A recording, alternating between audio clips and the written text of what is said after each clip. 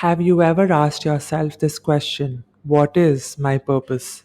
With so many opportunities that life has to offer and all these different jobs and careers, it's quite difficult to decide what we want to do with our lives.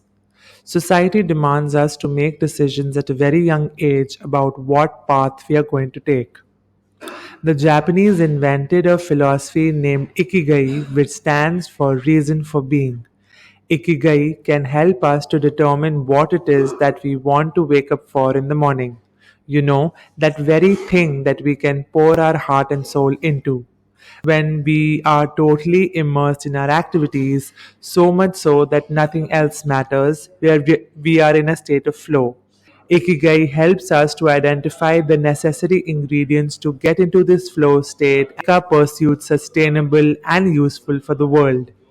Ikigai helps to identify what's the right thing to do for a certain individual so this person is able to get out of bed in the morning with a sense of purpose and therefore is able to work with almost no effort.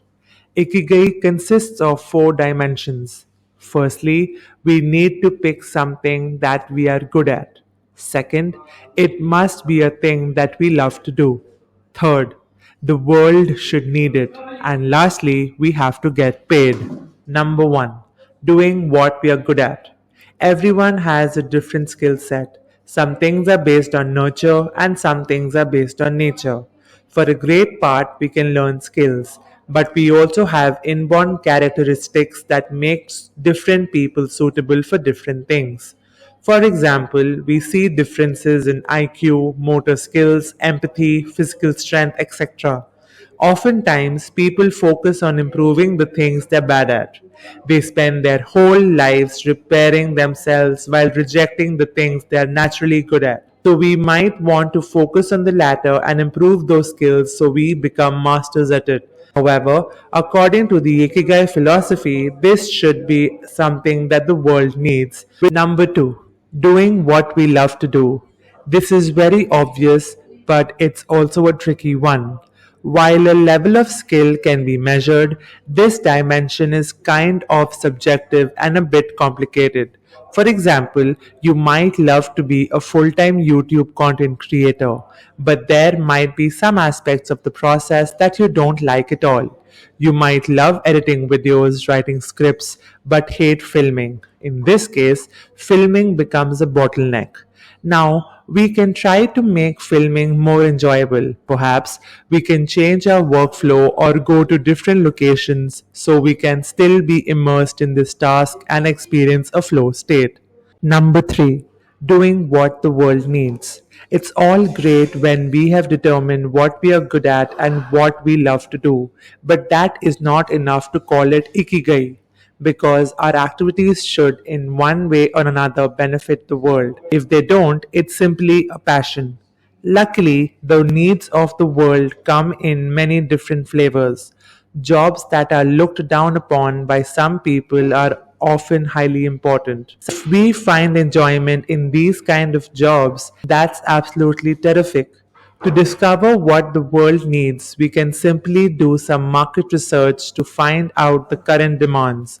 Or can we look at the world from a wider perspective, asking ourselves how we, with our skill sets, can make it a better place?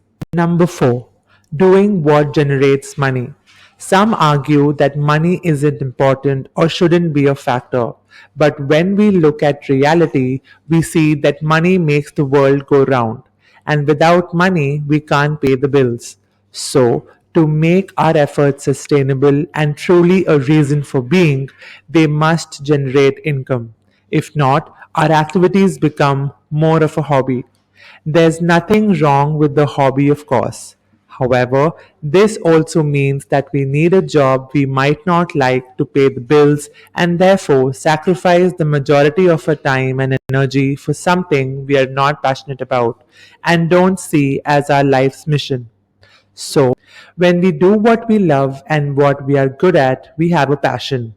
But this passion is not sufficient to be an ikigai because it could very well be something that the world does not need or is even destructive to our environment.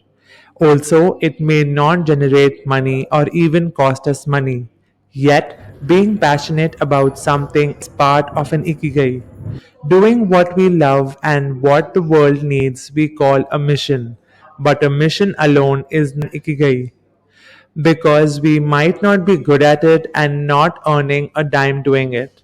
Yet, seeing our activities as a mission is an ingredient for a reason for being.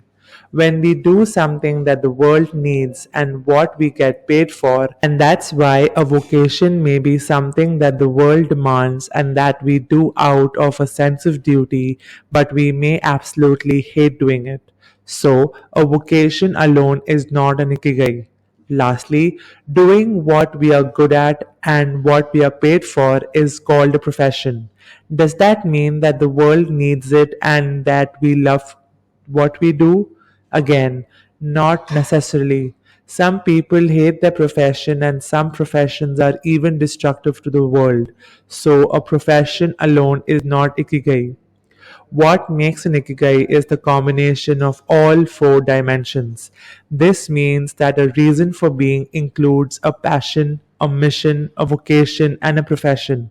These are all the ingredients that facilitate us to engage in a worthwhile pursuit that we love to get up for in the morning. And when we love what we do, it's so easy to immerse ourselves in it and get in a state of flow. The secret lies in aligning our own nature with the nature of the environment to establish an optimal interplay between ourselves and our surroundings so that our pursuit becomes effortless.